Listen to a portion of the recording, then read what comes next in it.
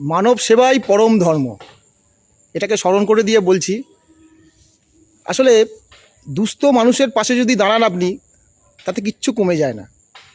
অর্থ তো ক্ষণিকের, কিন্তু সেবা সেই মানুষটার মনে আজীবন থেকে যাবে। এগুলো বলার পেছনে একটাই কারণ, আজকে আমার এক বন্ধু রাজীবের ডাকে আমি চলে এসেছি বেলানগরে। আপনারা বেলানগরের নাম নিশ্চয়ই জানেন, বালির পাশেই বেলানগর, হাওড়া জেলা। এখানে বিবেকানন্দ সেবাশ্রম সংঘ একটি সংস্থা, সেখানে একটি ভগবানের ভাণ্ডার ওদের একটি কেন্দ্র আছে, যেখানে দুস্থ মানুষদের খাওয়ানো হয়। এখানে আসার পেছনে একটাই কারণ, আমার বন্ধু রাজীবের একটি এনজিও রয়েছে, অর্পণ ওয়েলফেয়ার সোসাইটি, উত্তরপাড়ায়। আমি তো আপনাদের সামনে শুধু সচেতনতার বার্তাগুলো মনের মধ্যে থাকে, সেগুলো আমি কিন্তু আপনাদের কাছে পৌঁছে দিই আমার গল্পের মধ্যে দিয়ে, আমার ভিডিওর মাধ্যমে। কিন্তু আমার বন্ধু আমাকে বললো যে রানা, শুধুমাত্র কি তুই ভিডিও করেই কাটাবি, চল আমাদের সঙ্গে একটু সহযোগিতা কর। তাই আমি অর্পণ ওয়েলফেয়ার সোসাইটির সঙ্গে যুক্ত হয়েছি যতটুকু পারবো সময়, কেননা ভিডিও করে তো অনেকটা সময় চলে যায়। আমি সেই অর্পণ ওয়েলফেয়ার সোসাইটির ডাকে যে এই বেলানগরে এসেছি, সেই অর্পণ ওয়েলফেয়ার সোসাইটি কী কর্মকাণ্ডের সঙ্গে যুক্ত, সেটা আমি আমার বন্ধুর কাছে নিয়ে গিয়ে তার মাধ্যমেই জানাবো। চলুন রাজীব, এই যে আমি যে এসছি তোমার সঙ্গে, অর্পণ ওয়েলফেয়ার সোসাইটির পক্ষ থেকে এসছি, যে অর্পণ ওয়েলফেয়ার সোসাইটি এই বেলানগরে কোন কাজের জন্য আসা, এবং তোমাদের যদি কর্মকাণ্ড নিয়ে কিছু বলো, তোমরা কিভাবে এগোচ্ছ, তোমাদের চিন্তা ভাবনা কি? নমস্কার, আমি উত্তরপাড়া অর্পণ ওয়েলফেয়ার সোসাইটির তরফ থেকে আজ আমরা বেলানগরের ভগবানের ভাণ্ডারে এসেছি।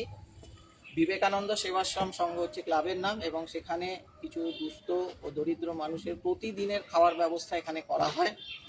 প্রায় 70 থেকে 80 জন মানুষ প্রতিদিন এখানে দুপুরের খাবার পান, মধ্যাহ্ন ভোজন করে থাকেন, এবং আমরা প্রায়শই এখানে আসি এই 70 জন অসহায় মানুষের পাশে থাকি এবং দুপুরের খাবার আয়োজন করি। বিবেকানন্দ সেবাশ্রম সংঘ এই খাবারের আয়োজন করে প্রতিদিন, এবং 2020 সাল থেকে এরা করোনা পিরিয়ড থেকে এই ধরনের কাজ করে আসছে। আর আমরা উত্তরপাড়া অর্পণ ওয়েলফেয়ার সোসাইটি, আমরাও 2020 সালে করোনা পিরিয়ডে যখন সকল মানুষ খুব অসহায় অবস্থার মধ্যে দিয়ে আমরা যে কাটিয়েছি, সেই অবস্থাতেই আমাদের মনে হয়েছিল যে আমাদের কিছু করা উচিত, আমরা করেওছি। এবং দুস্থ মানুষের পাশে থাকা, শিশুদের শিক্ষা এবং বয়স্ক মানুষদের মেডিকেল যে চিকিৎসার ব্যবস্থা, কারণ সেই সময় তারা অসহায় হয়ে যায়। আমাদের মূল লক্ষ্য এই সমস্ত সমাজের পিছিয়ে পড়া এবং অসহায় মানুষদের পাশে থাকা। আমরা চেষ্টা চালিয়ে যাচ্ছি, আপনারাও একটু সহযোগিতা করুন যাতে এই সমস্ত মানুষদের পাশে আমরা থাকি, কারণ এর জন্য বর্তমান বাজার মূল্য অনুযায়ী যে অবস্থা পরিস্থিতি চলছে, তাতে আমাদের এই যে কর্মকাণ্ড এটাকে চালিয়ে নিয়ে যাওয়াটাও বেশ কষ্টকর ব্যাপার। কিন্তু তবু আমরা প্রতিদিনই আমরা চেষ্টা চালিয়ে যাচ্ছি। আপনাদের সহযোগিতা একান্তভাবে কাম্য, এবং আমরা আশা করি যে আপনারা আমাদের সহায়তা করবেন এবং পাশে থাকবেন। আচ্ছা রাজীব, বলছি যে এই অর্পণ ওয়েলফেয়ার সোসাইটি কবে গড়ে ওঠে? এটা গড়ে ওঠে 2020 সালে 11ই জুলাই আমরা প্রথম কাজ করি। আচ্ছা আচ্ছা, তার আগে থাকতে কি কাজকর্ম চলতো? তার আগে থাকতে আমরা কাজকর্ম করেছি, নিজেদের যে পকেটের পয়সা সেখানটা বার করে আমরা 4-5 জন বন্ধু মিলে, আমরা স্কুলে একসাথে যারা পড়াশোনা করেছি তারাই আমরা চেষ্টা করেছি এগিয়ে নিয়ে যাওয়ার। কিন্তু তারপরে মনে হলো যে আমরা 4-5 জনের কতটুকু করতে পারি। তখন আমরা বিভিন্ন মানুষের কাছে যাই, আরও বন্ধু বান্ধব, কলেজের বন্ধু, যেখানে পড়াশোনা করতাম, যেখানে খেলাধুলা করেছি, সেই সমস্ত মানুষদের নিয়ে একটা আমরা সংগঠন তৈরি করি এবং নাম দিই অর্পণ ওয়েলফেয়ার সোসাইটি। আমাদের রেজিস্ট্রেশন তারপরে করা হয়, এবং আইনগত দিক থেকে যে যে নিয়ম কানুন আছে সেই নিয়ম কানুনগুলো পালন করেই আমরা কিন্তু এগিয়ে চলেছি। কারণ ভবিষ্যতে আমাদের যাতে কোনো আইনি বাধা না আসে, প্রশাসনের কোনো বাধা না আসে, সেই হিসেবেই আমরা কাজ করে চলেছি। এবং আগামী দিনেও আমরা আশা করি, আমাদের কার্যালয়ে বেশ কিছু বাচ্চার পড়াশোনার ব্যবস্থা করা হয়েছে। তো এইভাবেই আমাদের কাজ এগিয়ে চলেছে। আচ্ছা আচ্ছা আচ্ছা, আগামী দিনের কর্মসূচি কি রয়েছে সেটা নিয়ে যদি দু চার কথা বলো। এবারে আমরা পুরুলিয়া বা বর্ধমানের কোনো স্থানে, বা হতে পারে সেটা মেদিনীপুরে হতে পারে, শালবনী এলাকায় আমরা শীতবস্ত্র বিতরণের একটা ব্যবস্থা করছি। আজকেই আমাদের মিটিং ছিল, আমরা কথাবার্তা বলেছি সকলে, আচ্ছা। এবং সেখানে যে অর্থের প্রয়োজন সেই অর্থ নিয়েও আলোচনা করা হয়েছে, যে কোথা থেকে কিভাবে এই অর্থ আমরা জোগাড় করব। তো একটি খবর পাওয়া গেছে পূর্ব বর্ধমানে একটি অনাথ আশ্রম আছে, যেখানে বাচ্চাদের কারোর বাবা আছে, মা নেই, মা আছে, বাবা নেই, বা অনেকের এরম আছে যে কেউই নেই, কোনো হয়তো আত্মীয়, দুঃসম্পর্কের আত্মীয়, তারা হয়তো মানুষ করছে।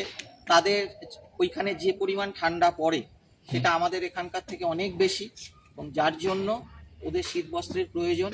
তো আমরা চেষ্টা করছি তাদের অন্তত একটি করে শীত বস্ত্র যাতে খুব শীঘ্রই তাদের হাতে তুলে দেবো। বাহ বাহ, যাক, আগামী দিনের কর্মকাণ্ড রয়েছে অনেক, এমনিতে কাজ করা চলছে। চিন্তা ভাবনা করেছি যে এই ভগবানের ভান্ডারের মতন আমরা যদি সপ্তাহে অন্তত দুদিন যদি আমাদের এলাকা মানে উত্তরপাড়ার মাকলা সংলগ্ন এলাকাগুলো যারা একদম খেতে পারেন না, হ্যাঁ, তাদের যদি আমরা খাওয়ার ব্যবস্থা বন্দোবস্ত করা যায় যদি, আর তার জন্য তো একটা তো অর্থের অবশ্যই অর্থের প্রয়োজন। আমরা সেজন্য বলতে মানে আমাদের দর্শক বন্ধুদের বলতে চাই যে আমাদের ব্যাংক অ্যাকাউন্ট আছে, আমাদের কিউআর কোড রয়েছে, আমরা দিয়ে দেবো। আপনারা সেই যদি সাহায্য করেন আমাদের এই কর্পোরেট সংস্থাটি আরও ভালোভাবে দীর্ঘকাল চালিয়ে যেতে পারবে এই আশা রাখছি।